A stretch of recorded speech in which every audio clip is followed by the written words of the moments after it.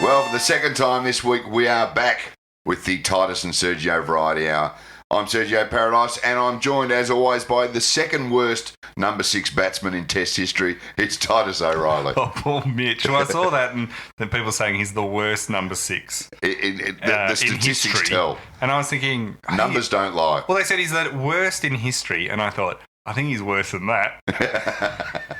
I don't think that paints the full picture. Now, before we get started today, yes, I just wanted to thank all our supporters once again who bring this show to everyone. You can either thank them or blame them, I guess.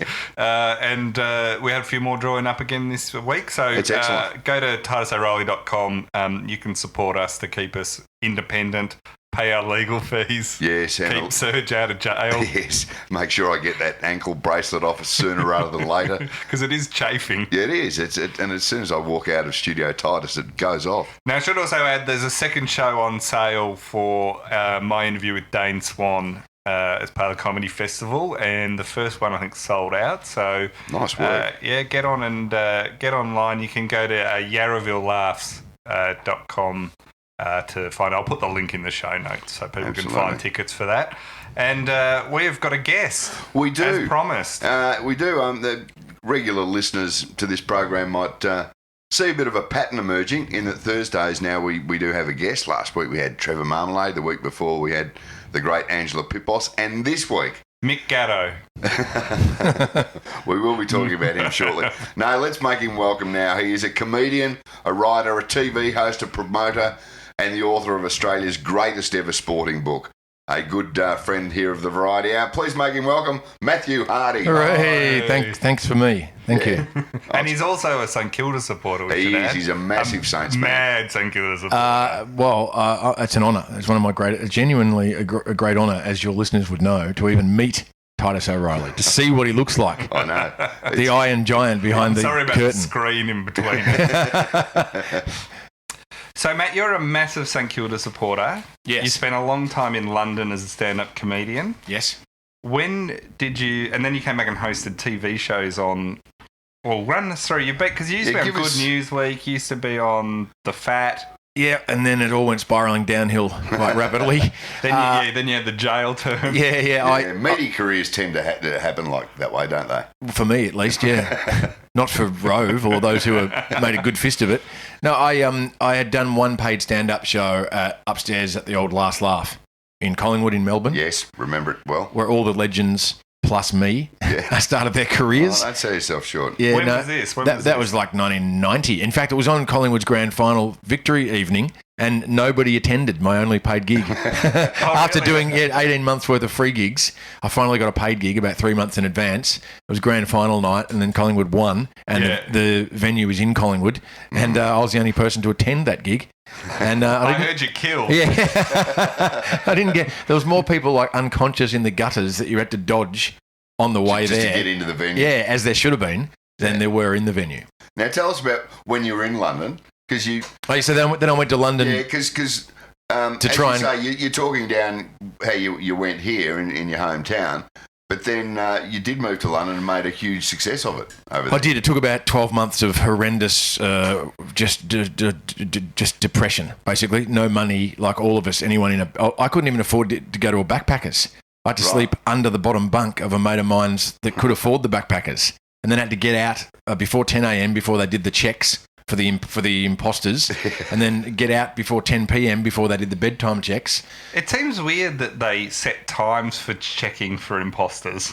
Well, they do. It's like it sort of defeats the purpose. I was about to say it allowed you to beat the system. Well, no, of course. But then I would just mope around from 10 a.m. to 10 p.m. around London without any money, stealing food from supermarkets or trying to eat food whilst pretending to shop in supermarkets. And trying to get gigs and stuff. Do 5 minutes for free here and there, and like get on the tube train and get off it without being caught by the inspectors without a ticket, etc. And they don't set strict times. They don't set strict times, no. They're not helping you at all. And then eventually the 5 minutes at all the different clubs led to 10 minutes, led to 20 minutes, led to full paid half hours, and then within 2 years I was up and running and headlining like the Comedy Store in Leicester Square, the Mecca. It was like madness. I don't even know how it happened. And then kicked that going for about 10 years, came home.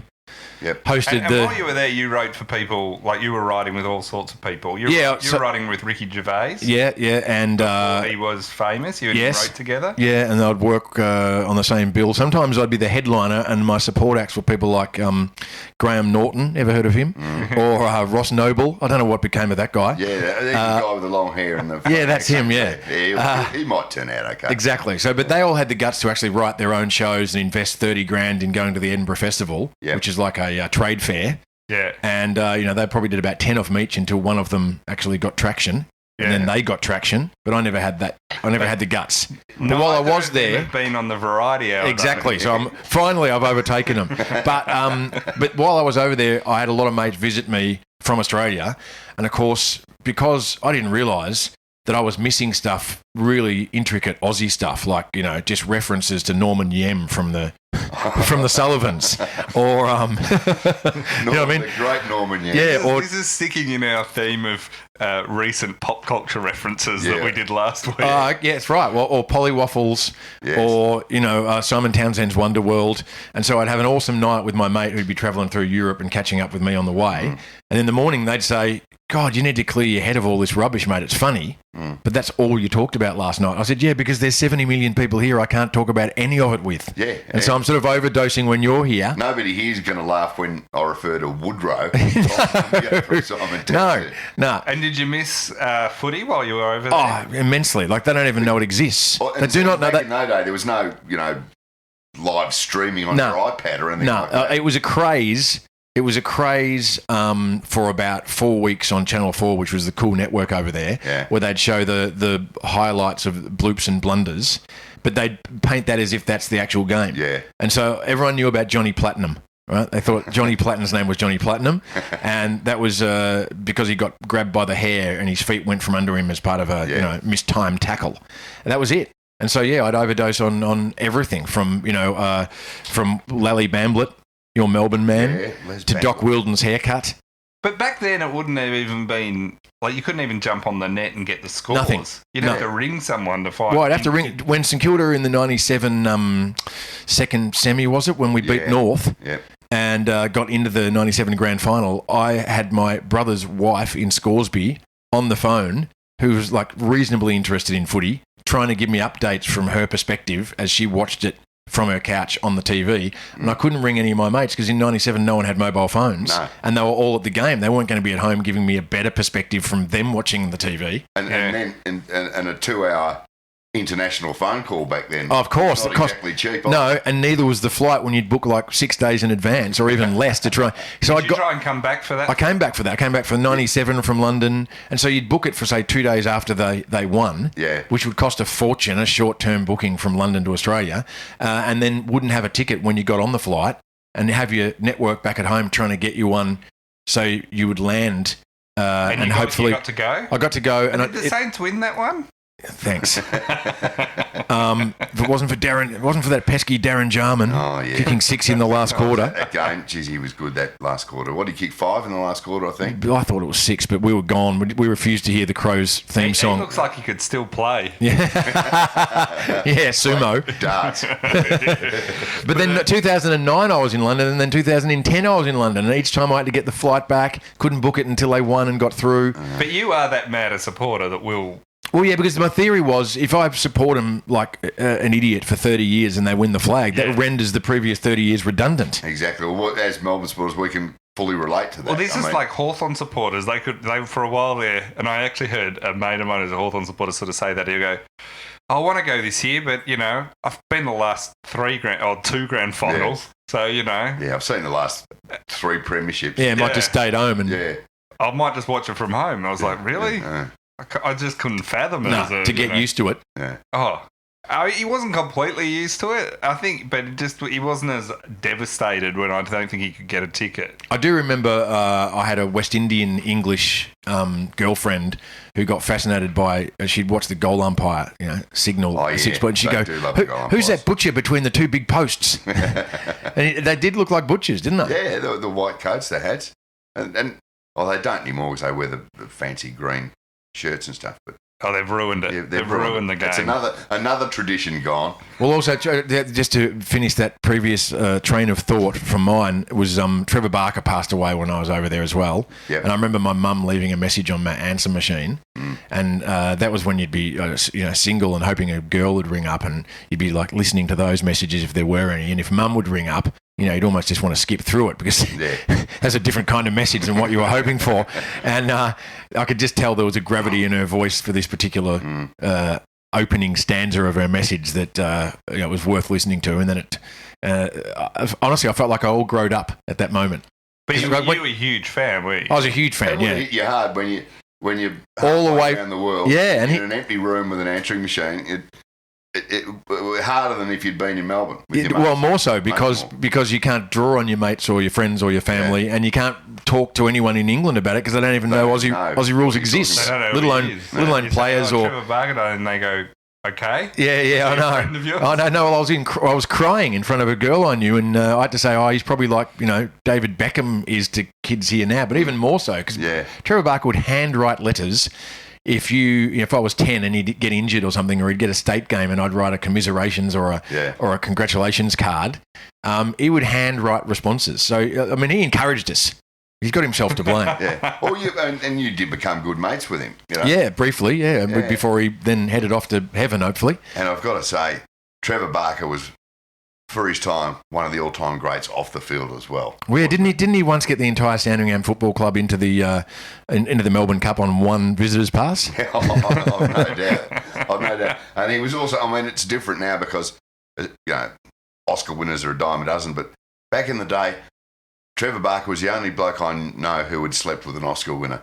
Who was that? Sure. Yeah, absolutely. God bless him. He was one of the all-time off-field greats. He was sent to meet her. He was sent to meet her at the airport, like a lot of clubs do, like Collingwood with Rob Lowe, and they stick a scarf around him and get him to stand in the huddle and try and sing part of the song. Yeah, Barker got sent by St Kilda to try and get our team's jumper on the celebrity first. Yeah.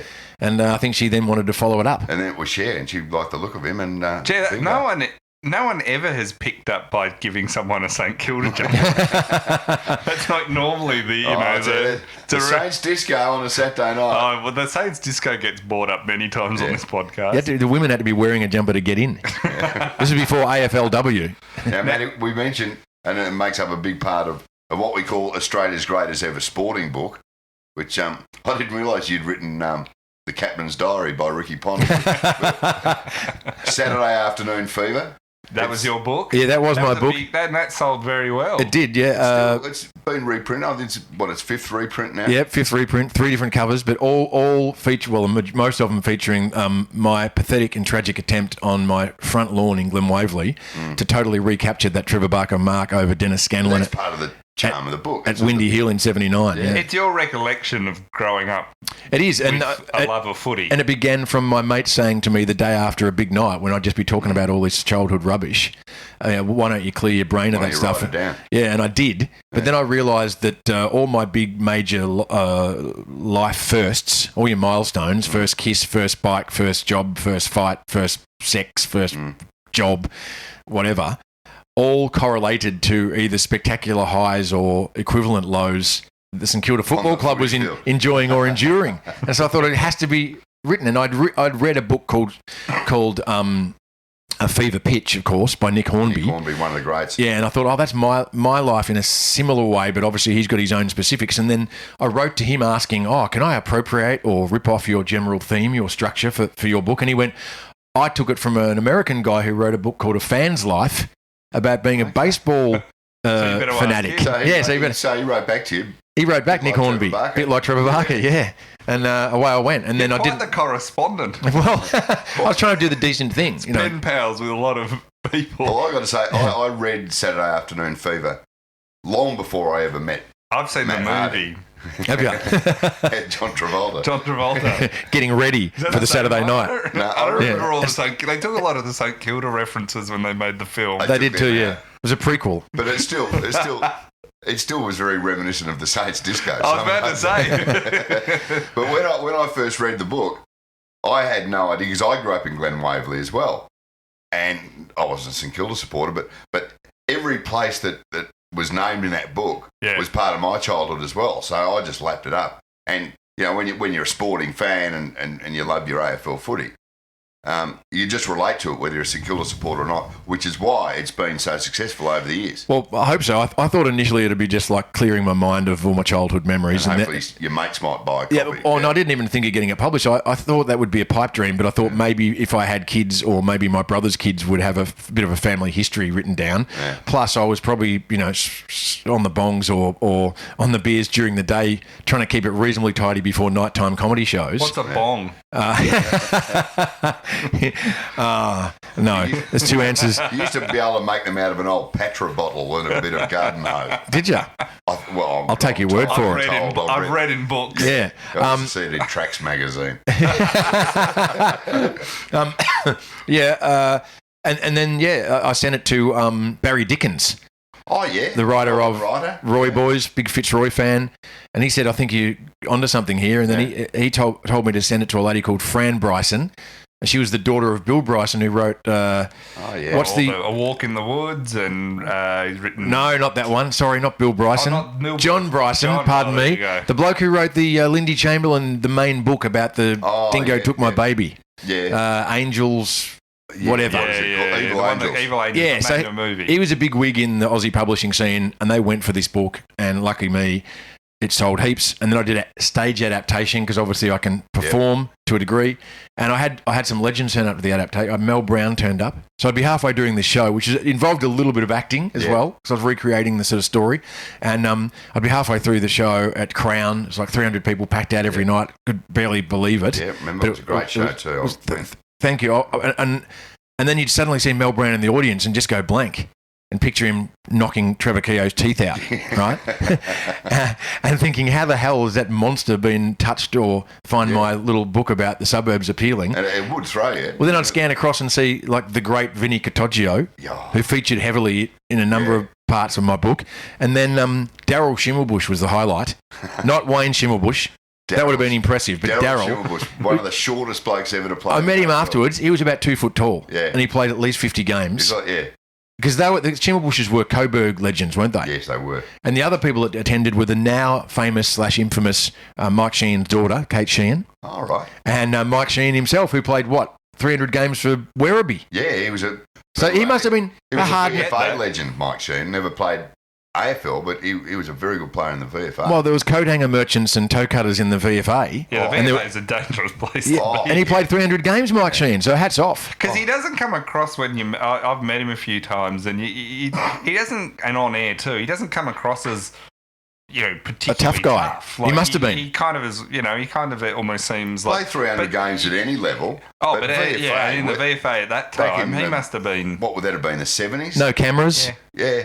And what little cameras there were. Remember when Channel 10 used to televise the VFA with Phil Gibbs? Channel Zero. It was Channel O. Channel O at the time. Wasn't even... Was Normie Goss one of the first commentators straight out of retirement? Normie Goss. And you used to see Phil Cleary, who then, we all know Phil went on to be a politician and what have you. But Phil was as tough as they come, and he had the big black beard.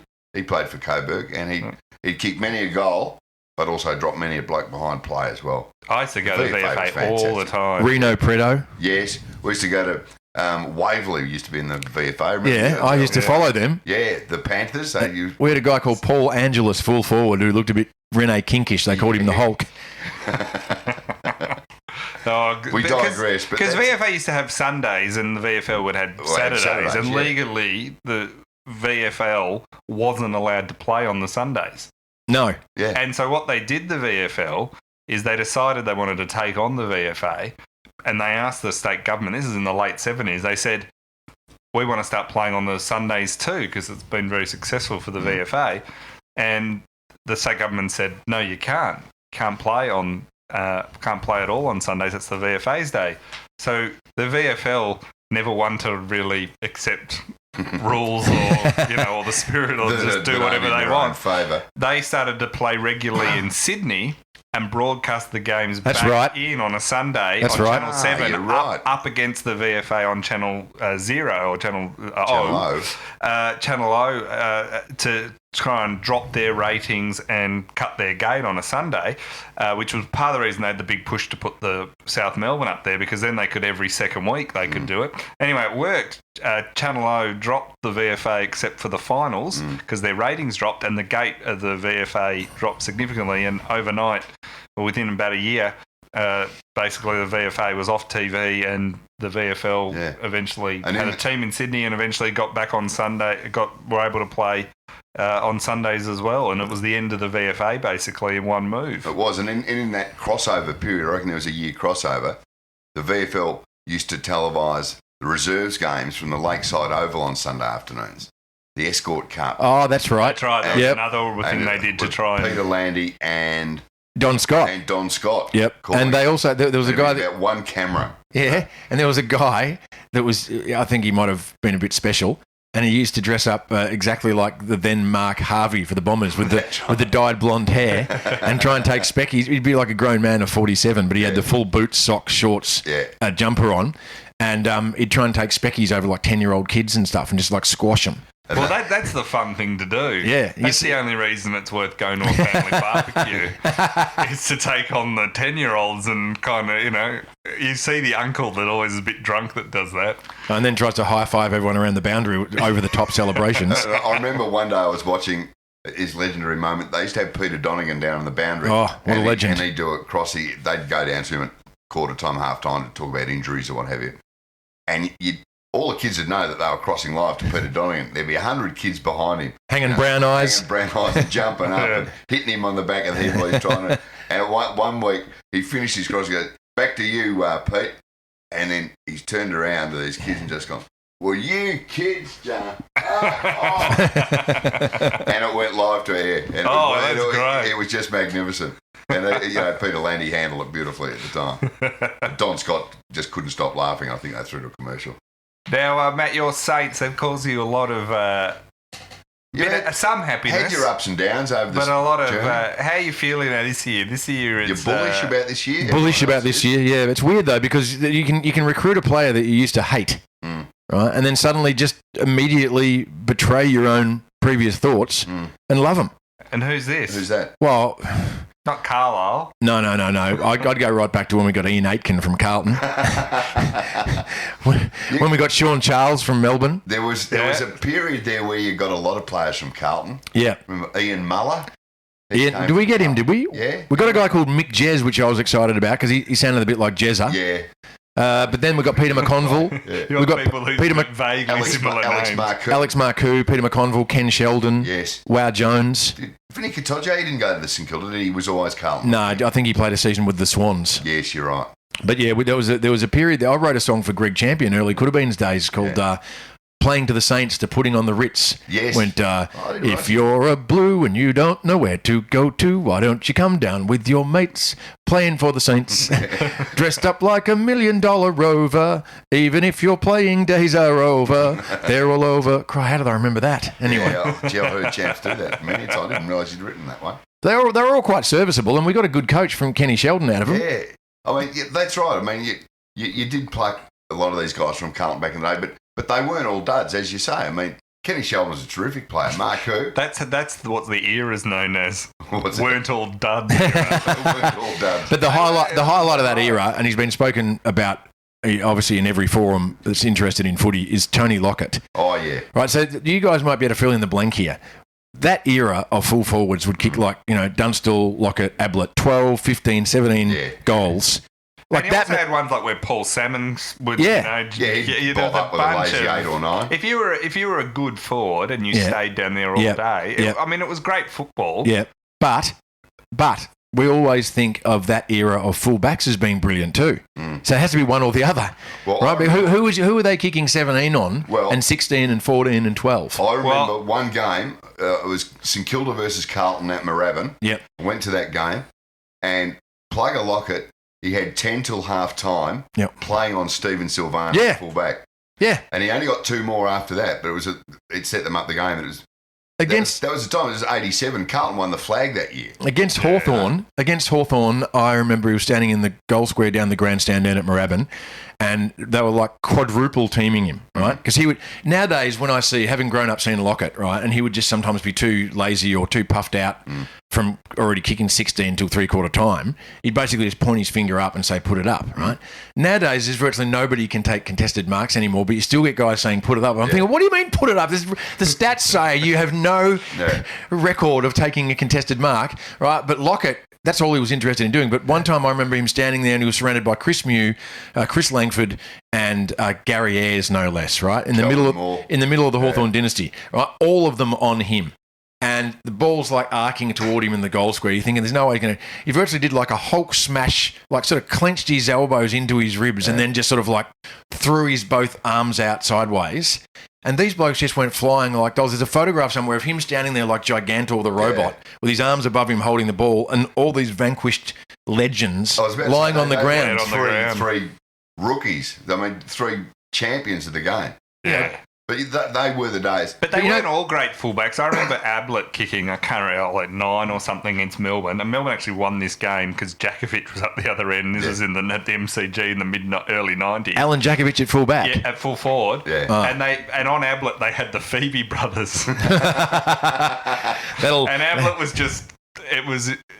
They could have just picked someone for the crowd to play on him. It was like they'd done that, you know what I mean? It was just such a mismatch. Every ball that went towards him, you just... Which is the point you're making. You don't see this anymore where... Even with Buddy, who you'd argue is probably the best sort of power forward in the league, probably. Easy. And, you know, and you kind of look at it and...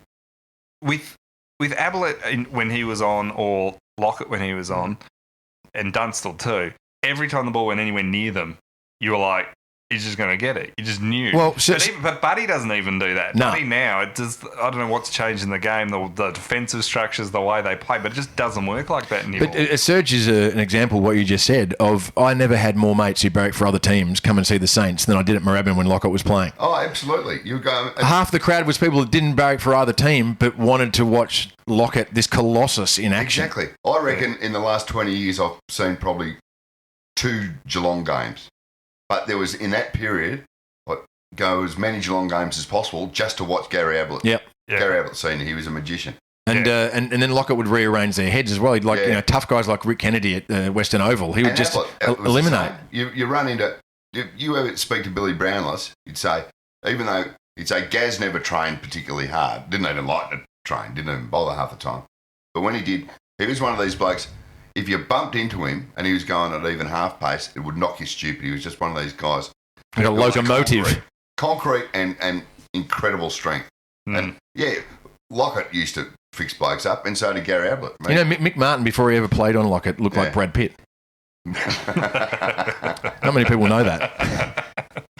But you like them this year? You like the Saints this year? Yeah, but I mean, I don't feel totally... Who do you not like who do you like now that's come and joined you? Anyone? Is there anyone you don't? Well, I think a lot of Saints supporters are forgetting that Nathan Brown played a lot of time in the twos over the past couple of years for the Pies. Yes, we need a full-back, but he's one of those non-stat full-backs, like St Kilda used to specialise in with Shanahan or with Frawley or with Hudson. They didn't rack up a lot of stats until Scarlett changed the game, and almost like a keeper now has to make runs, a full-back has to get stats. Yeah. And I'm not sure whether Nathan Brown does that. But he's the one I'm not as excited about as everyone else I know at the moment. But that's that thing where you just think, we've got a new recruit. They're going to be a great player. Yeah. Carlisle, well, I've hardly seen him get a touch, and I've been to most of the pre-season games, but I'm sure that's because he's out of touch. Yeah. But that's exciting. He's obviously a good player. And, well, it's like at Melbourne. You told us 12 months ago Jordan Lewis would be in our midfield next year. You just laugh. But everyone's excited about Lewis, but the thing you and I get excited about is we're going to be able to watch a whole season of Melksham play. And that's just exciting. Just, that's the missing piece of our premiership puzzle. To bug. That's going to be that's your combination. That's what you want. Now, last night, before we had you on, Matt, or before we mentioned to you, we sent you our run sheet of what we're going to talk about. And then in the interim of us sending it to you, a new story's broken. And guess what? It's about the Essendon supplement scandal. Is it? Isn't it amazing that a lot of this stuff, whether it's presidential or parliamental, if that's such a word, political, and now with who are these people that have been sitting on this info for such a long period of time. And why do they decide now as opposed to last year, last month, last week? It's like the tapes that came out a couple of weeks ago. I mean, yeah, they've been sitting on them the whole time. Somebody didn't just be scrolling through their phone one night and go, oh, Jesus, I've got this recording from that board meeting. Well, maybe they did. I'd send it to their old son. Maybe they did. Like, we all know there's going to be Donald Trump, or it seems like there's going to be Donald Trump video or audio where he totally dobs himself in. But the people who have it, I would like to know the thinking behind their timing. Well, this is the thing here. One, Stephen Dank keeps talking about having the evidence that clears everyone that mysteriously. Yeah, but you'd think once he got a bullet in the head, like literally, that would be the time to actually show his hand. And what a perfect segue. Well, we did like our favourite thing about the Stephen Dank drive-by shooting, if you can have a favourite thing about a drive-by shooting, was he came out the next day and said, I will not be silenced. That's right. And then what has he said since? Nothing. He's had nothing. But we've come out over the Herald Sun ran this on their front page this morning, and weren't we all glad to see that there's still life to this story? That the Essendon are having a bit of an argument with Dean Wallace and their ex-team services manager, John Elliott. Oh, John Elliott. Now, he's always in the news. Now, not the John Elliott, another John Elliott. And they've both been trying to get work-safe compensation from the club, and they've also both been let go by the club. So they're not happy anyway. And in their claim to WorkSafe, they claim a range of things, but one of them is that the club bosses, now legally it's been redacted who the person was that allegedly asked this, but a club boss asked them to reach out to Underworld enforcer Mick Gatto, alleged Underworld enforcer. I was about to say. Because, we just want to say we've got nothing against Mick Gatto. Nothing whatsoever. Whoever thought that Dean Wallace and Bryn Edelston would ever have something in common? They've both reached out to Mick Gatto to seek assistance in an underhanded fashion. So, no, it wasn't Dean Wallace. It was actually Elliot who says he got asked for someone to set up a meeting with Mick Gatto in the hope that he could get information out of Shane Charter. Remember Charter? Shane Charter. Shane Charter. Shane Charter, who was a supplier to Dank allegedly and was all, and who's had involved in all this. And then remember, he was going to help Asada, and then he just clammed up and wouldn't talk. So they apparently went and said, let's get Mick Gatto to... Mick might talk. Mick might be able to help him talk. And Mick... Really... Now, Mick Gatto, the journo rang Mick Gatto, and Mick Gatto goes, sorry, mate, can't help you. That was his whole statement on the record, which I kind of... Essendon have come out and said this is just nonsense. This is disgruntled employees. And they were pretty fast to do it too. They didn't let this go on. Their denial was vehement, and I kind of think it does sound a bit fanciful that a club in that level of crisis. I mean, they did some dumb things, Essendon, but what? Like, they would have known if they went to Mick Gatto, the news would get out. Sure. Not necessarily. Have I mentioned that I personally think Mick Gatto is an intelligent, handsome, well-dressed, very, very educated... The record show that he won't show up at your house. But also, if you were going to get Mick Gatto to try and elicit some information out of Shane Charter, I mean, I think all he has to say is, remember Benji. I don't get that reference, and I'm not going to acknowledge if I do. Hey, we'll cut that bit out in post. No, that's a fact. Benji, that's a fact. It was just self-defense. When Gatto shot Benji Veneman, and he was acquitted. And he was acquitted because it was ruled self-defense that he was. That's just. Let the record show that my knowledge you're so in fear you don't even think that actually happened. That's correct. My knowledge of Benji was the cute Disney dog that's the only Benji solved crimes unwittingly. And it's pure coincidence we're talking about this now, right after you mentioned that Stephen Dank was shot in the head. The other thing it said here is, as well as this Mick Gatto accusation, which the Essendon have said is not true, they also say this is Wallace and Elliott are both also saying that people removed injection regime emails. So there was a cover-up, they're saying. They covered up as well cocaine use, sexual harassment and fraud at the Essendon Football Club as well.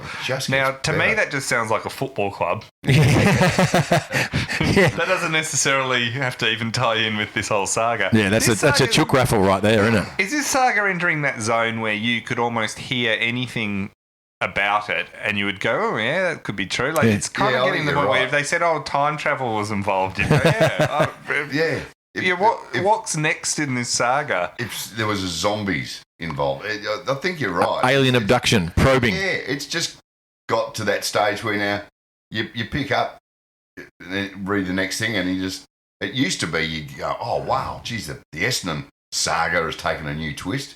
But now you just go, really? The next headline should be if there's not cocaine use, sexual harassment or fraud involved. The clubs that aren't doing that, put your hand up. So anyway, let's see unless there's actual proof of that, because it seems to suggest that the meeting never happened. It's not like it's more the accusation is someone was asked to set it up. So there's no accusation even that Gatto was contacted at all, or he did anything, or they did anything, or anything. Just it's not a.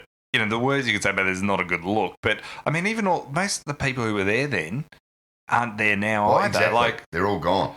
Everyone it would add Mick Gatto to the list, though, of people who couldn't sort out this mess, which is long and extensive and getting longer by the minute. Sherlock Holmes. That's the next series. Yeah. Benedict Cumberbatch. Columbo. Yeah. Now, we should get on to the second test in India. Oh, wow. Which what a test. I don't reckon I've been as intrigued or excited by a test for 20 years. Couldn't agree more. Oh, it was great. Like before the last day or whatever kicked off. Our collapse kind of took a shine. It did take a shine off. Both tests have been riddled with collapses, which is it's just been great to watch.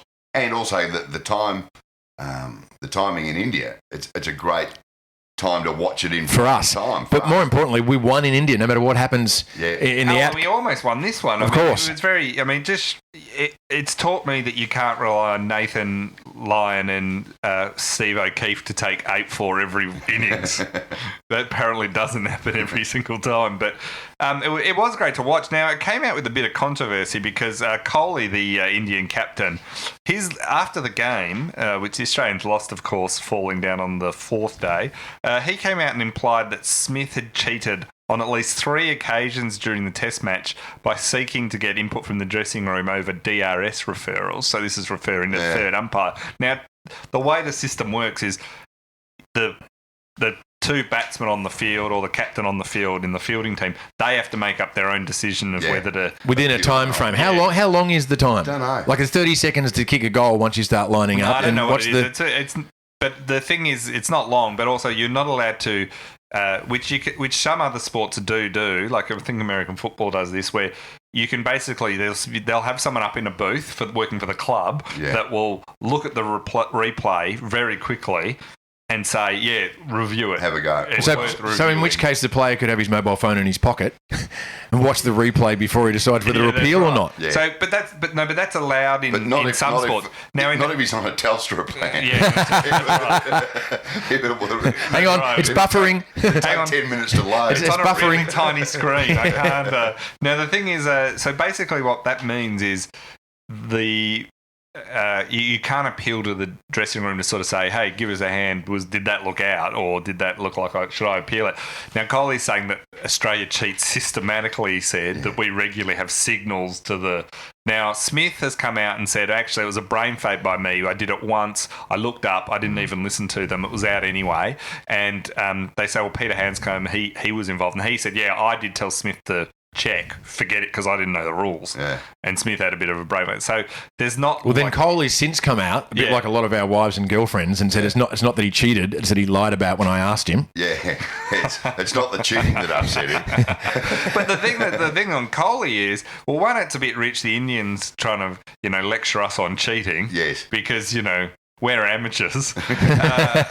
And the other thing is, if he's going to make an accusation, it's one thing to say, look, I think he cheated, or I think on that he shouldn't have done that. But to say we systematically cheat on the DRS, partly because the Indians don't know how to do it, don't know how to use it properly, you kind of say, well, where's the other evidence? And that he's been able to put forward no other evidence. And Very Trumpian. Very Trumpian. And as counter evidence, I will put forth the fact that you can tell that we haven't had a systematic cheating system in place. I put forward Exhibit A, Shane Watson. There is no way we've had a system in place that's made DRS work for us if you see some of the ones he used to appeal or refer. And also, I mean, this whole system of not being able to look at the dressing room from 120 metres away is so vague and indistinct. But they could send a signal. You could, flash us. Like, you could put your hand up and say, appear. That means remember beepers? Call it cheating. I mean, it's well, that's not, right. It's not like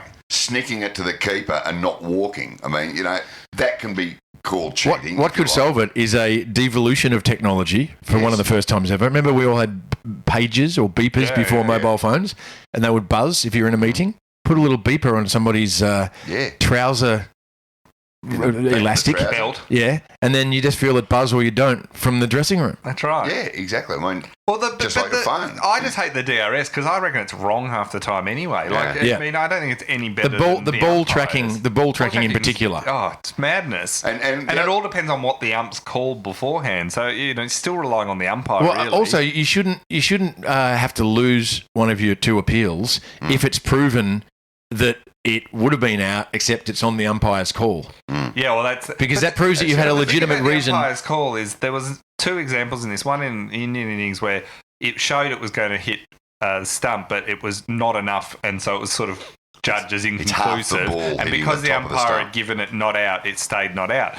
Exact same thing happened in the second one. Because the umpire had given it out, it stayed umpire's call, even though on the tracking, they're both exactly the same. So you're getting both exactly the same thing on DRS, but it goes back to the umpire's call. So you're just back to the umpire's, own fallibility. It hasn't actually changed a lot of the circumstances. When we say, and rightfully, that how dare the Indians lecture us on cheating, how dare we lecture the Indians on sledging, right? Because you got Ian Healy saying he's lost respect for Kohli. Ian Healy was the biggest yapper behind the stumps in the game's history.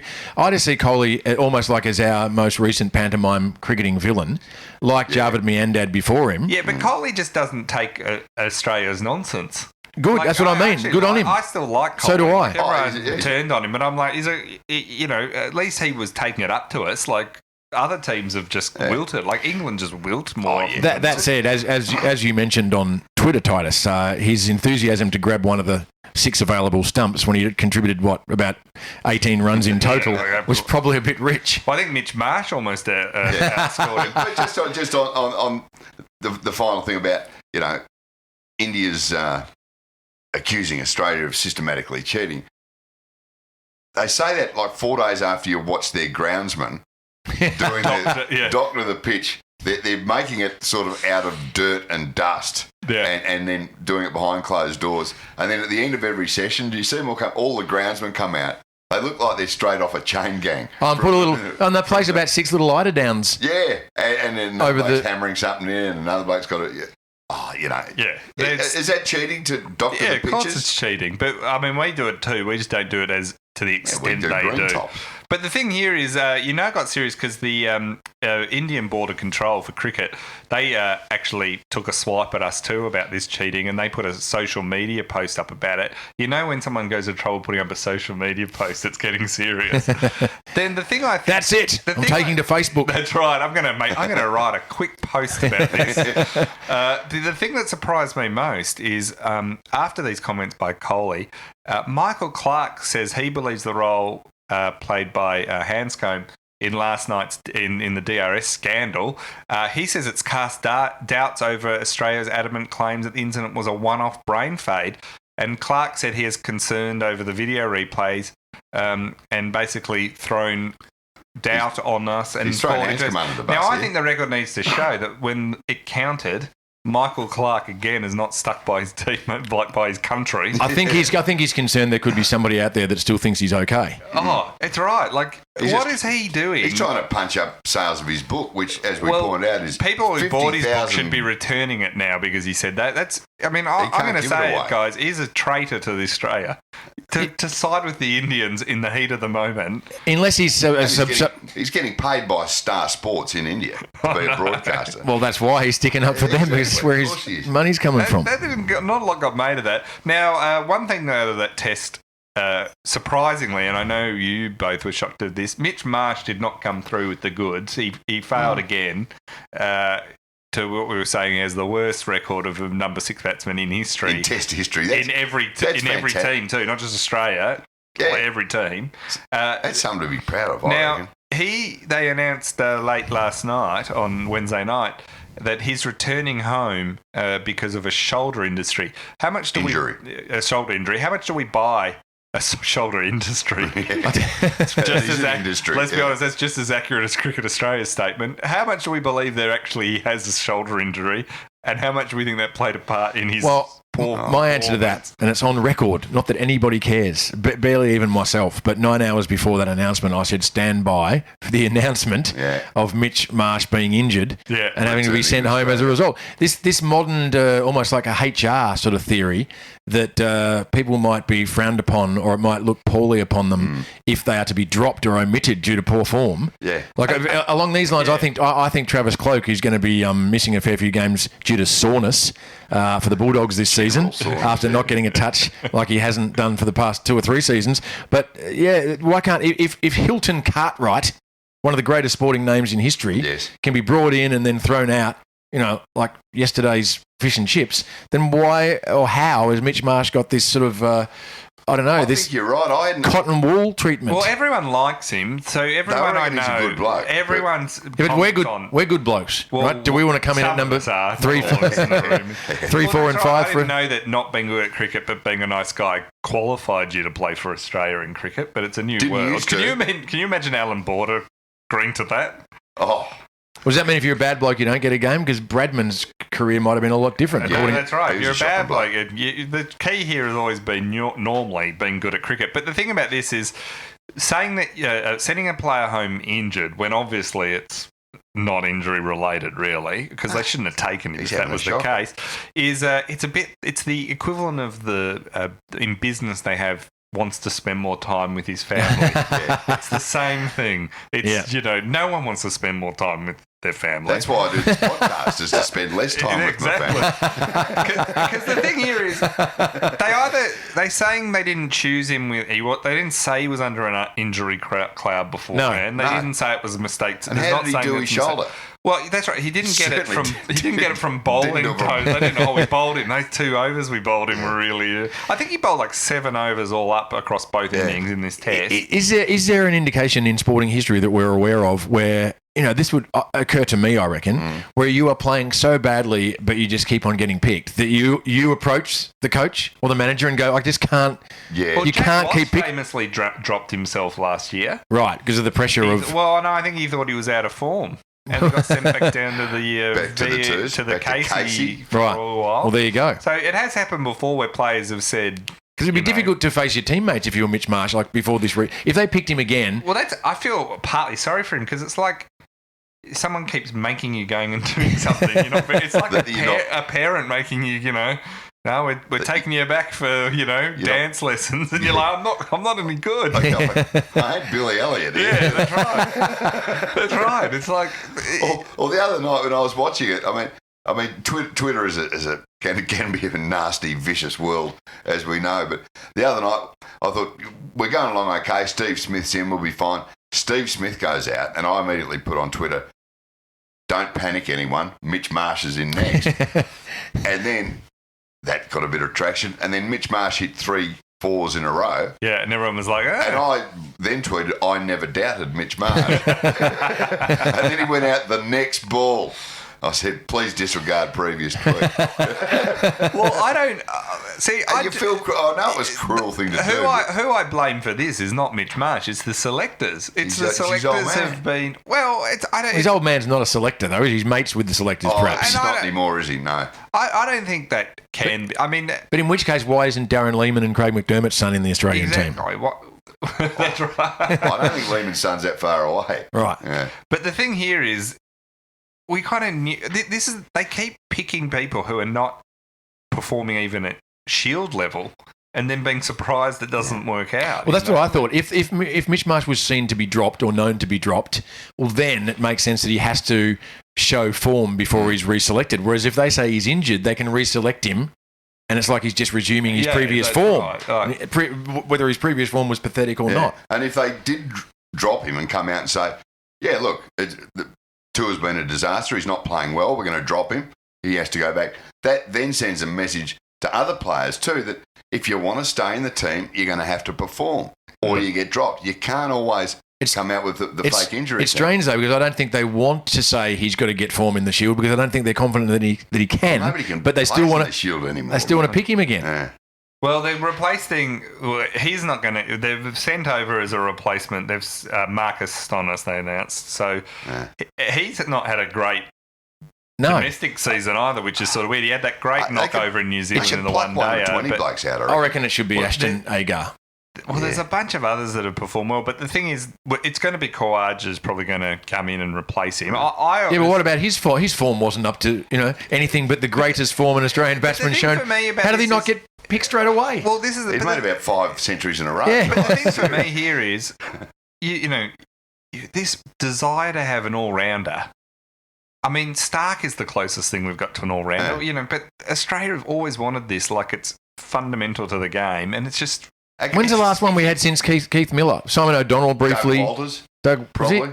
What? He was a partnership breaker, but not an all-rounder. Come on, Serge. Yeah, I used to bowl a fair bit. It's very hard to be an all-rounder in the modern game. Like Steve Smith said that. He gave up the bowling to focus on batting. He said, it's just too time-consuming. You got to kind of pick one. Well, Steve Waugh gave up the bowling. Lots do, because it's too hard. Like and you don't have to have it to win. Well, that's the thing. Like we've carried someone who's not an all-round, who can neither bat nor bowl, so only an all-rounder in that sense. Or as we said last week, just an all-round good guy. And we still won the series, the game before. And we came close on this one. So imagine you had someone who just made. If Khawaja was in and just made 30 runs, you'd be in a better spot.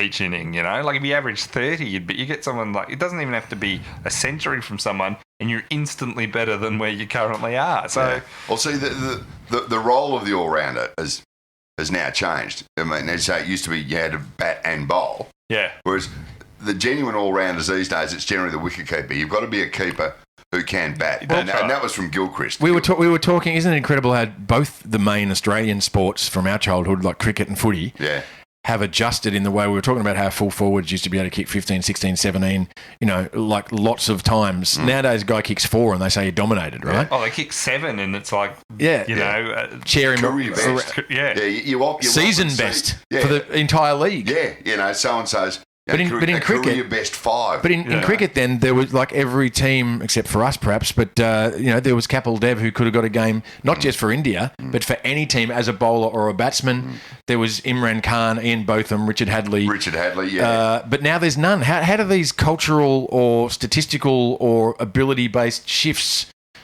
become total one way or the other? Well, it's just become like everything more specialised. So the batsmen now put more hours in to be a good batsman, and the bowler's same.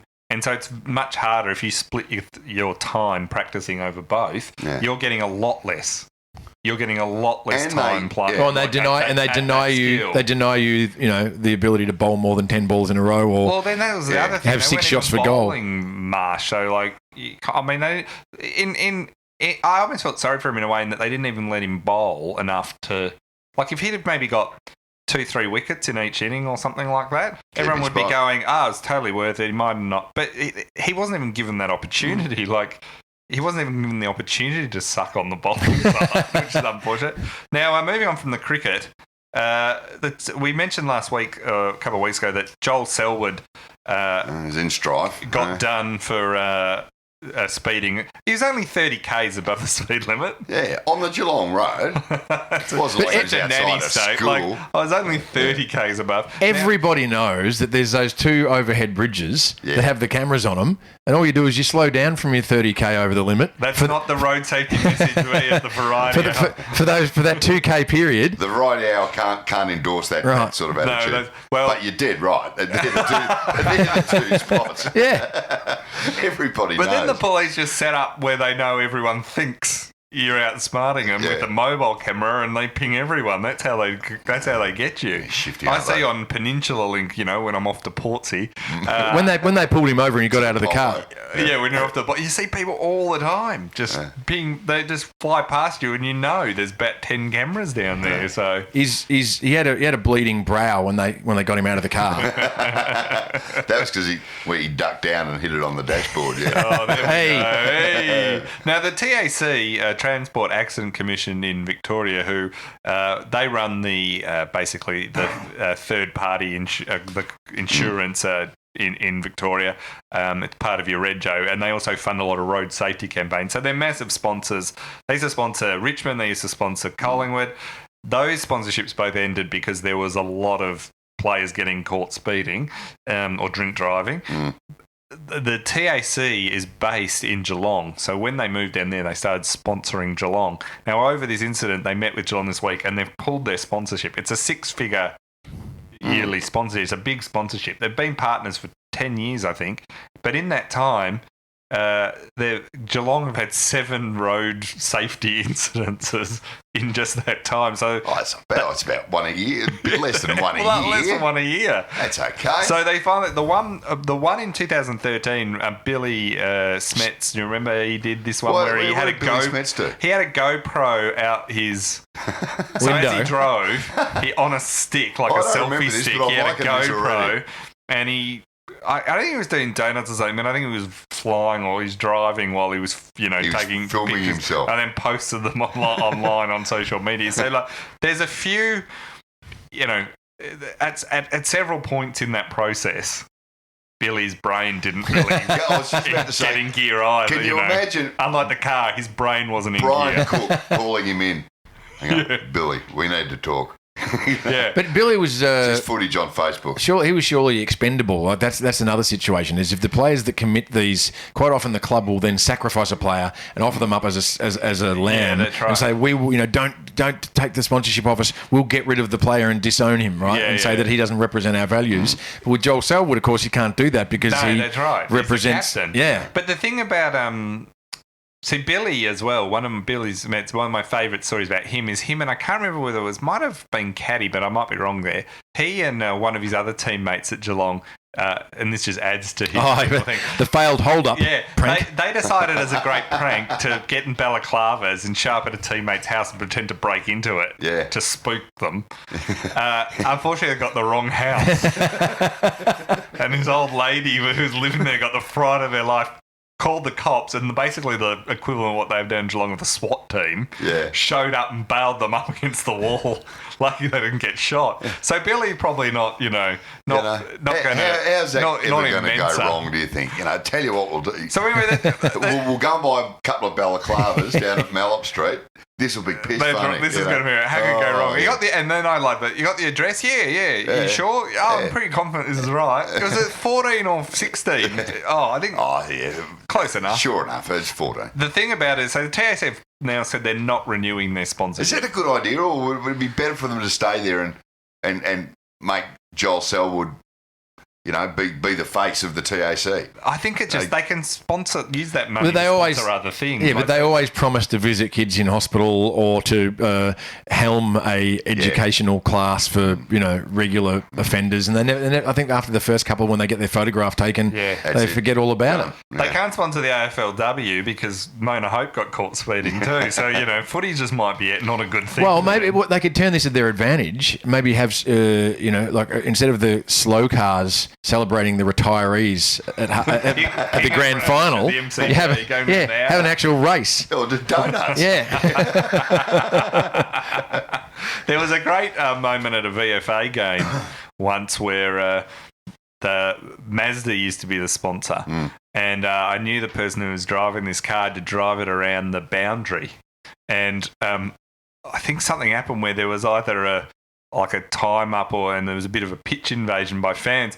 So they were driving one of those old RX-7s, I think, around the boundary, and suddenly they basically just had to get off, so they just sped around the ground like it was, to get off the ground. Just whack it into second. Yeah, they were off. Fishtail it down Gels Park. Because they used to be those, like, each wheel would turn, all-wheel timing, they used to go early like RX-7s, a scalded cat, those ones. So anyway, they've cut the sponsorship. So, because TAC, after Billy's little GoPro incident, said, if it happens again, we're going to cut it. So Joel Selwood then has been the straw that broke the camel's back, basically. Was there another which is pretty bad look, though, when you're the captain. Was there another government organisation that promised not to go near Geelong again if Billy Smets committed another armed robbery? Yeah, the pensioners. Neighbourhood Watch. They've sent Josh Caddy to Richmond. Yeah, that's right. Whately turns up on... They're far more lenient about crime at Richmond. If Josh Caddy's listening, and I know he does... I wouldn't be trying that one at Dustin Martin's joint. No, that's right. That's not the teammate to do it to. Oh, good segue there, Serge. Talking about Dustin Martin, yesterday a big deal was made of him walking out of an interview. He was doing an interview with Mark Williams, former Port Adelaide coach. Choco. And Dustin was... He always gets a gig, Choco, somewhere, doesn't he? Somewhere, yeah. Dustin was... he was there to talk about a new Sharon, which we'll get to the new Sharon in a second, but he was there to talk about a new Sharon, and the media turn up, and of course media being media, and everyone knows this is the life of it. If you're doing a media conference as a footballer, you're going to get asked all sorts of questions. Like, we're not in a dictatorship where you can say, we're not in Trump's America where you go, I will not take questions on these topics. If you want the media, then it's a free press. They're going to ask you questions. So, of course, Dusty shows up. They start asking him straight away about his contract. Is he going to sign with Richmond? Blah, blah, blah. And look, they're not really hammering him. They just ask a few times, but Dustin, can you just give us some, And all Dustin says, look, that's with my manager, and that's it. Instead, Dusty gets a bit frustrated. He pretty much said that, though, didn't he? Yeah, he said that, and then they asked a few times, which they always do, just say the same thing. But anyway, they say it a few times, and then he gets a jack of it, and he just walks off. Now, I don't think this is a massive story. I think other AFL players are going, I didn't know you could just walk out. Of course, yeah. Has this been an option all along? Jog on. Yeah, Mick Malthouse was watching that going. The coaches don't twig to well, that. they're legally contracted that they have to do. But remember, that's the only thing keeping them there. Remember World of Sport, Coach's Corner. Yes. If a team had a particularly bad loss, they'd send anyone from the boot stutter up to the last person before them. Some rookie who hasn't played. Wouldn't show up for the press conference. Yeah. Well, that's the thing. So, Dusty... Or for the Coach's Corner spot, sorry. I think the real thing here is, why is Dustin Martin doing this press conference?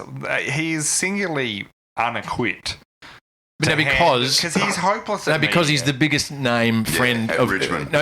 He's the biggest name friend of Choco. Not about Richmond anymore. No, so this is Choco's invention. Yeah, and he's helped Dustin Martin a lot, and so he's obviously asked him to repeat. But I mean, if you're Richmond, return the favour. And I think Richmond, it sounded like, didn't really know this was happening to the last minute, because I think they would have said we'd prefer this didn't actually happen. To be honest, because get Trent Cotchin out there or someone who's good with the media. Well, yeah, but rants. Yeah, I mean, I don't think it was a big deal him storming off. I actually think there are some players who should never go near the media, and I think Dustin Martin's one of them. And I don't think he wants to either. I'm not even being critical of him here. He's just not equipped for it. But he's not equipped for it. For whatever reason, he's just not. Some people are really good in front of the media. It does annoy me. It does annoy me when sports stars are also brilliant at the media. You think, how many gifts from God do you want to be given? Right. I resent them. Yeah, I do too. Like Patrick Dangerfield's walking a fine line there. Well, he comes across as quite intelligent and funny. Yeah, so that's what I'm saying. There's nothing to like about him. Yeah, I was about to say you hate him. Immediately. Well, it's that joke about the people used to say this about David Beckham. Frank Skinner had a joke about this about he looks like he does, he plays football like he does, and I thought it's not fair. And then I heard him talk, and I went, oh yeah, fair enough. Now the new Sharon that they were launching when Dusty stormed off in a huff. Maybe he stormed off because he just couldn't stomach his own lies about how effective this new product was going to be. Well, yeah. Or the other thing is he just was like, how much of talking about whether are you going to stay at Richmond? And he's like, well, let's just see how we go for a few rounds, really. Like, that's the... Yep, Because of course. apparently he's happy with the money, roughly, they say. I don't know any inside information, but if you're him, you're going to wait and see what happens. I mean... Of course you would, but I reckon it'll take a lot to drag him out of Richmond. And he's like the first 2 rounds. Oh, no. they're That first- good, mate. Like the loss to Carlton. And, Yeah, the opening round always causes a kerfuffle. I don't know. It might be interesting with Richmond this year because they might turn it all around. Who knows? Now, the new Sherrin, it's a new football that Mark Williams has been heavily involved with. It's the first time Sherrin have made a new ball design in years. I'm partly put this on the agenda just to get Serge's reaction. I'm still a bit baffled and he's about already this, you can't see this on the podcast, but he's already shaking his head and ready to. It's kind. Was there not a cricket ball launched a while ago? It was plastic and it had a ridiculously raised seam called Swingo or something. Yeah, And then Buddy had Buddy Ball. That's right. What was that again? That had on it. It was a kid sort of size, but it had marked on it. Where you could put your hands for the to do a banana, top yeah. or, Top. yeah, for Peter anything. Dacos did one that had lines on it. If you kick if it you at wanna this do a particular point, it magical- will curl around. So bouncing all on the here, ground. this one's called the Sherrin Precision, and the idea of it, before we get Serge's input of it, and I think he's going to love it. I think he's going to think it's great. It's winning me so far. It's built with large points on either end of the ball, so it's not as pointy. It's a bit more sort of almost rounded. Change the shape. almost. Yeah. And it's designed to increase the size of the impact zone for the kicker's boot. This is what they're saying. And there's a painted yellow line that provides guidance for the correct spin of a drop punt that it should have, so you can sort of guide it a bit better. And it's meant to be, they're saying, a training aid for all levels of footy. And the idea is it's meant to improve the accuracy of kicking. Serge, do you like this idea? No, I don't like this idea. I think, look, for one reason, it's all very well to have it as a training aid, Yeah. but if you get used to kicking this shaped ball, Yeah. and then you get into a match and you go back to the original Sherrin, I don't see how the training aid's going to have helped you. Well, remember, you've seen baseball players in the dugout before they Yeah. go out to bat. They'll swing 3 or 4 bats. Yeah, they Yeah. do. Right, so that it feels really, really heavy, and then it's like they've got a toothpick when they go out with just the one bat. Perhaps Yeah, that's the yeah. theory. Perhaps. Why don't they just take it again, like the cricket ball, just get a standard Sherrin and put sticky tape on one side? So that'll work. I do agree with the bit about maybe having the yellow line or markings on a ball Yeah, to show. but changing the you feel- shape, Changing I'm the not shape like- seems I very don't straight really to see the your point. point, unless you can actually replace it across the whole. Did you Right up to AFL Did you two as level. kids remember when you're having a kick at the footy with yourself and you're trying to have shots for goal Yeah. down the park? You know, your mates are off on cool holidays and your old man won't get off the couch or whatever. There was that theory where you'd tie a long bit of elastic to a brick and then you'd thread the other bit through the laces of your Sherrin so you could kick the footy a fair distance and it'd come bouncing it'd back come to back. you. I never So you did could that track- with a Nah. footy. I did it with a tennis ball and cricket ball. Yeah, well, the but cricket never ball was with footy. the old Russell Gilbert Yeah. joke about the your mum's stocking hanging off the clothesline with the Yeah. with the Kookaburra ball in it, and he'd be knocking it with the bat. Yeah. And it was great for him, but his mum got very unhappy because he hadn't taken the stocking off first. We used to tie bricks to things like that, but it was when we were around at Uncle Gatto's house. I thought it was cats. You know.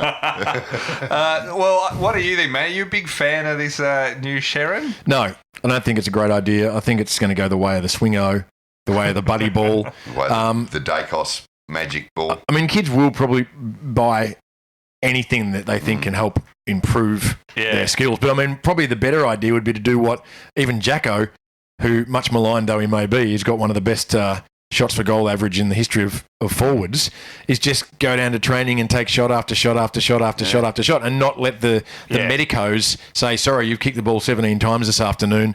You know, it's going to break your kneecap if you keep going. Yeah. I know, it is just... You can't... Get your technique right. Get your ball drop right. Go out and just practice. Yeah. You know? It's surprising they didn't get It's Travis an Cloak old-fashioned idea, but Travis Cloak or Joe Danaher to try and launch this ball. Oh, no. They did. They got the what directions I would like wrong. to see, I want Luke Beveridge to give this ball to Travis Cloak and have him train with it all season. And then as soon as he gets into the match, I don't know. Oh, they get someone to run out this ball for when he's taking a shot. That might work. Like in rugby when they bring out the kicking tee. Yeah. To bring out the new ball. Hang on, get the precision. Get the cloaky. Now, our last topic of today, and one that I know you, Matt, have got some views on, and is the third man up rule. We've talked about this a bit. Now, they changed it. They've changed it a few times. It was allowed, then they stopped you being able to block someone running in to be the third man. Then they said, no, you can't block that person. Now they've banned the whole third man altogether. But then last week, Adelaide's Dean Gore, the ball was thrown in. Basically now in a ruck throw in the situation, only two people, one person on each side can go for it. The ruckman, and they have to. One of them has to. It's like under eight. Yeah, and they both put their hand up and say, "We're the nominated," so a third person can't come in. We're the nominated going for this ball up, and the rule as it currently stands is one of them has to touch it first, or it's a free kick to the other side. So that's the idea of stopping. Now, what happened in this one is the throw-in was terrible. Both ruckmen missed it. It bounced on its point, and he just bounced into another Adelaide player, and he got a free kick given against him, even though he did. They haven't thought this through. He was doing nothing wrong. He was just. There was nothing wrong. Most of the rule changes are like a response, a knee-jerk response to something that has naturally evolved organically. Yeah. That is now, detrimental to the game that we once knew and loved. That they'll then try and eradicate by bringing in this new rule. Yeah. What was wrong with two ruckmen vying for the hit out from the boundary in the first place? Nothing. Oh, exactly. So the third man up, that concept just naturally evolved. Yeah. Right. And then first of all, I just hate the commentators saying it every single boundary throwing, third man up. Right. Just that phrase. Yeah. But like they've identified something that none of the rest of us can Yeah, but for every boundary throw in. I never knew that third guy flying over the top. But also, in which case, why have ruckman at all at the boundary throw in? Why not just throw it into like a congested group of players and it can be 5th and 6th and 17th man up? That just annoys me. It's worked for so long. And with the third man up, it immediately means that one of the team that doesn't have the third man up has an extra player around the stoppage. So that can be tweaked by the coaches to work as well. Yeah. But this whole thing, as I say, I haven't thought it through. Well, I think Todd Goldstein said just bring back being able to block the third man. So then it's a decision for clubs of strategically how to play for it. So they either decide to let the third man go up and therefore have the extra person at the stoppage, or do they block them like you would block any situation, other runners and things like that, and that's actually just an organic response. Yeah, or do they just assume that umpire that did the pathetic throw-in hopefully won't do so again? He'll be in the TAC Surely the rule should just change quite simply, and I can understand why they say, right, we're going to ban the third man up for this reason, ruckmen are getting injured. So I understand that, so that's fine. Of course they're getting injured because they're basically just being used as ladders for other blokes to climb on top of. So, and the thing there is you just change the rule to fix this situation of either the two ruckmen have to touch the ball first or it hits the ground and then it's a live ball. Or it's just, it's play on. It's play on if it hits the... bloke from Adelaide got hit in the back of the head. I mean, it should have just been play on. Well, it actually hit the ground because both ruckmen missed it, which is more like... This is a combination of an unco umpire, because it was a shallow throw, and two unco ruckmen that couldn't get to it. Well, and a player that wasn't obviously watching the ball if it hit him in the back of the head. Well, then as it bounced and just bounced right into him. And a group of old blokes on the laws committee who haven't thought the whole thing through. That's right. It's not a... So are they going to change it? Oh, I think they're going to have to. But I think they're just going to tweak it so that it... Yeah. Well, it happened in the women's game too on the Saturday. The Adelaide one was on the Sunday. Yeah. But the great thing is patently obvious that this is the grey area that they haven't worked on. But this is just tradition. Remember, every year there is something that's going to be the death of the game. So at the moment it's the third man up roll, which hasn't been as hysterical as some of the others. But we'd had flooding. Remember flooding was going to... Remember tunnelling. Remember, there's just been a litany of these sport things where they say, this is going to be the death of the game. Numbers, that comes up every single year. Oh, sliding in on your... Yeah. On your knees. Taking blokes' legs out. It's deliberate point scoring. Yeah, deliberate behind. Deliberate out of bounds. They're all... The game's about... Never has a game that just keeps getting given greater ratings, greater audiences and billions of dollars been so on the close... like, apparently so on the verge of debt. And does third woman up have the same ring to it for the AFLW? No, it's not the same. Because I mentioned to you, Titus, that I stole your joke last week, which you said I could. Yeah, I wanted you to. I'll give you the credit, which was you can say there's loose men everywhere, but it doesn't sound as good when you say there's loose women everywhere. Yeah, the phrasing is not totally switching across from one to the other. I've got a final question for you two. Yeah. Because I've asked about 7 mates of different income earning capacities and educational backgrounds. So now you're asking the poor people. Exactly. What does JLT stand for, and what is the company? It stands for, we've worked it out, just like training. One of our listeners told us that. We don't know what it stands for, and we purposely. I mean, you could Google. This is the thing. You could Google and find out in 5 minutes. So it's not like we just haven't cared. Yeah. But they do finance products. Do they? Yeah. Because I find that out. I did Google them, and it said they're a finance company. I said, all right. And then I could have read for an extra 10 seconds, and it would have said what they stood for. And I went, I don't be bothered. Yeah, you got to get back to living your life. Yeah, but I had one mate think like KLM, it was an airline, genuinely. Right. And another one thought it was a real estate company.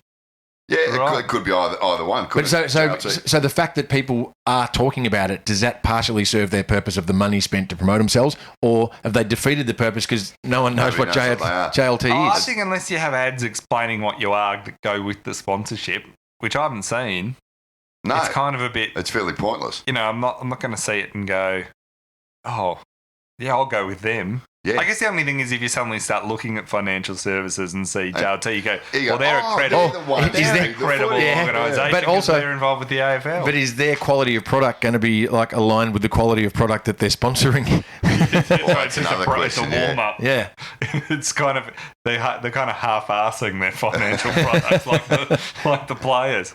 Well, Matt, it's been a pleasure having you on. We're going to get you back at some point. We will. You don't need to. And okay. Well, we're not. I've got nothing more to say. But on behalf of your listeners, I am also a listener, and honestly, this is one of my highlights of my life. You two are legends, and I feel like I've got the sword on my shoulder. Oh, here's the money. Hell yeah. He's a legend. Money? Matthew Hardy, we will get you back. I do want to get you back, especially. We want to see how the Saints go. Let's see how your download numbers go, because I think that'll probably determine it. But if the Saints go well, we probably won't have you back. But if it turns into a disaster, well, you blokes are like me in that the Bulldogs is like a bittersweet victory, isn't it? Because they almost represent us by proxy, because we were cellar dwellers throughout the 80s and 90s, where basically we being Melbourne and Footscray and St Kilda, sort of raffling off the wooden spoon and never winning premiership. No, and now the Bulldogs have broken ranks. Looking like winning a flag, really. Even though St Kilda and Melbourne have made a couple of grand finals over the years, it would never really look like getting a Melbourne. They were flogged by Hawthorn, then flogged by Essendon. See, a lot of people said, "Oh, this gives us hope now," but to me, it just makes me feel like it's even worse. Yeah. And we're not going to. It's like false hope being sold to us. That, and now there's GWS to try and overcome on top of that. My theory with this, I was saying this to someone yesterday I was chatting to, my whole theory is Melbourne are going to peak and be, in any other era, they would have won a final, but a premiership, but it's going to be right at the time that GWS are... We'll probably lose 2 grand finals at GWS or something. I'm not saying this will definitely happen, but it would just be our luck that when we have our best side in 60 plus years, we get beaten by this Frankenstein. Experiment. Yeah, that's right. And you go, if Mike Fitzpatrick and Andrew Dimitri hadn't wanted to do this crazy thing, there'd be 2 more premierships. But I think you're right. I hope you're wrong. I wouldn't be at all surprised if you're right. Nah. Well, thanks, Matt. We'll see everyone. Thanks to all our supporters again. You can go on and support us doing this podcast and our writing and all the other stuff we do. If you want to go on to TitusO'Reilly.com, we will see you on Monday. No, Tuesday. Tuesday, because it's a public holiday. Monday's a public holiday, and now they've cut our penalty rates. We refuse to work. We'll see you next week.